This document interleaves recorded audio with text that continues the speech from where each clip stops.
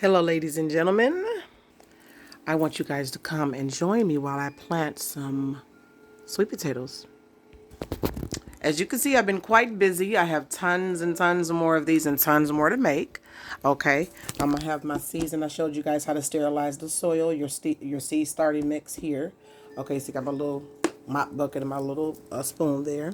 Then I have these wonderful non-GMO USA grown seeds, and this is my sweet potato seeds. Okay, I'm trying to go for a little bit of creative flair, if you will, when it comes to my ground cover. I have regular mulch out there, and I also like to use the store-bought mulch. I get it from my local community gardens, but I also want to get like a living mulch. So I'm trying, each year I try different techniques out, and that's the thing I love about gardening, because I never I don't know everything about anything anyway, but I never know everything about gardening. It just keeps you so humble. So I'm trying to do like a living mulch. So where does the sweet potato come into play?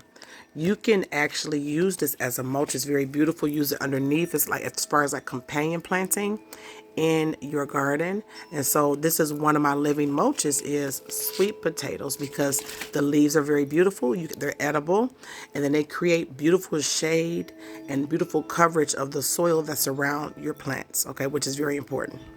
All right, so what I have here is I have my cute little tools. Okay, I got my cute little tools, and then I also got my little tweezers, okay? So you basically just take this, you're just going to be poking a hole in the middle. Now, a lot of them say fill the cups up halfway. I like to fill it up all the way because it's like double the work.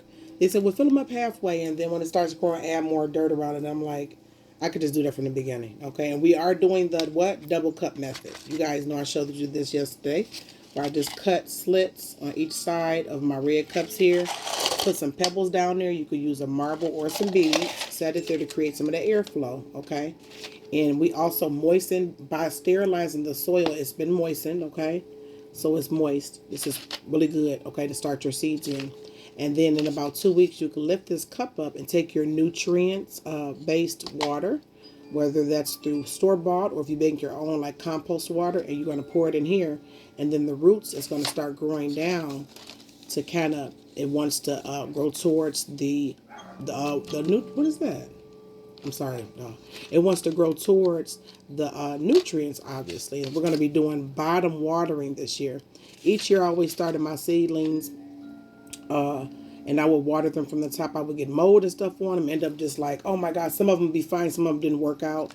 Then I'll end up going to Menards or Lowe's and just buying the plants. But I want to try to grow as many from seed as I can, okay? When do you start your seed? 6 to 8 weeks before your last frost day in your own, in your zone. So you can look up online, wherever you live at, what zone am I in for gardening? And then also look up locally according to your city, what is the last frost date? Okay, the last frost date is the last day it's going to be cold because a lot of plants, well, the majority of them, they have to be a certain temperature. What do I do with those scissors? In order for them to thrive outside, okay? So I'm starting them indoors, and then I'll be transporting them out to my greenhouse to kind of get them used to some of the air, because I have like little windows in my greenhouse. And then I'll be taking them from the greenhouse into the ground, okay, to my raised garden beds, if you will. All right, so we have the seeds here. See how small they are? And that's where the tweezers come into play, boo, okay? So we made those little holes. Where my little thing go? My little thing. Or you can even use a pencil, okay? I just made my little holes here, right? It is the law of what? Planting, a law of sowing. Okay, so let me go ahead and let me focus. And I just want to show you this.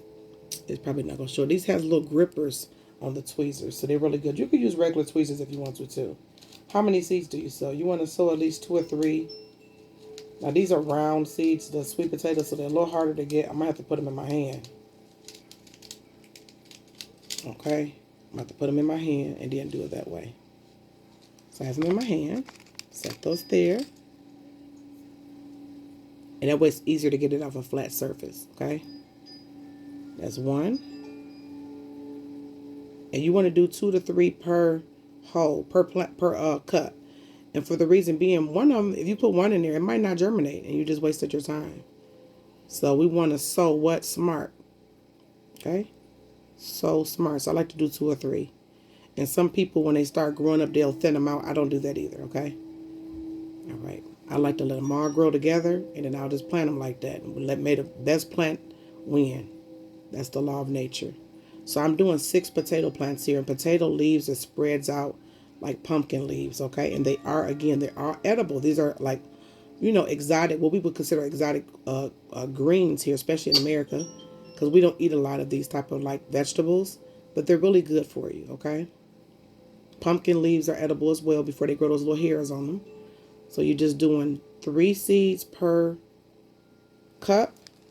And the good thing about this is you can take it because you're sowing it shallowly, right? You don't want to dip it down there. You just want to make a little indentation and just kind of cover that up, okay? You don't have to label every last one of these. You could take and label one container full. Let me put the seeds back up because I don't want to waste my seeds.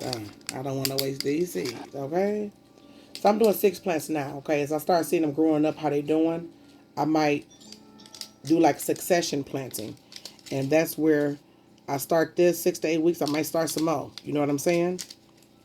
Because here we can plant, we can grow all the way through the winter, really, You know how to do it right. But some of the crops, not all of them. Okay, now these ones are not going to go in there. So guess what I'm about to do? Put them in the pot. So we're going to have 4 seeds per pot for some of them. Why not? You know what I'm saying?